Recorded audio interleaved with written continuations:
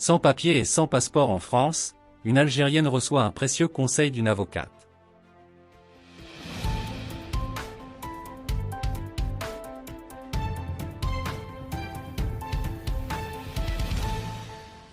Se retrouver sans papier ni passeport en France peut être une situation déconcertante, particulièrement lorsqu'on cherche à régulariser sa situation.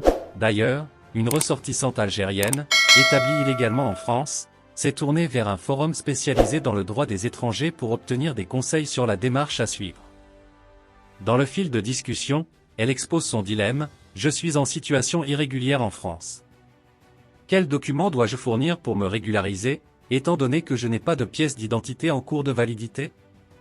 La question est cruciale, surtout pour ceux qui se trouvent dans une impasse similaire, cherchant des solutions sans avoir les pièces d'identité requises. Algérienne sans papier et sans passeport en France, le conseil avisé d'une avocate. C'est à ce moment délicat que l'avocate maître Rosalie Diarra, inscrite au barreau de Paris, intervient avec des conseils avisés. Elle répond à la préoccupation de la ressortissante algérienne en soulignant les étapes cruciales pour la régularisation. Selon maître Diarra, pour une première demande de carte de séjour, la présentation d'un passeport et d'un acte de naissance est impérative. Pour obtenir le précieux sésame qu'est le passeport, elle conseille de se rendre au consulat d'Algérie.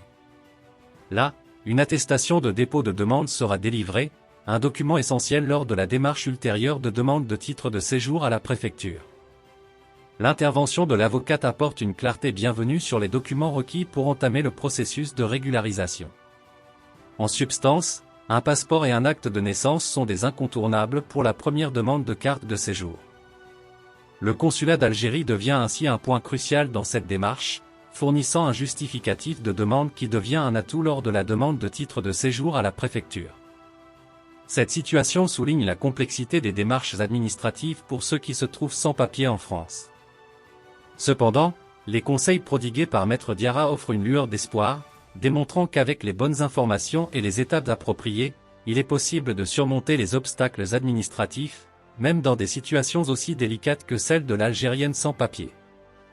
La voie vers la régularisation peut sembler ardue, mais des professionnels tels que maître Rosalie Diarra jouent un rôle crucial en guidant ceux qui se sentent perdus dans le labyrinthe bureaucratique. Merci de bien vouloir activer la cloche et de cliquer sur j'aime.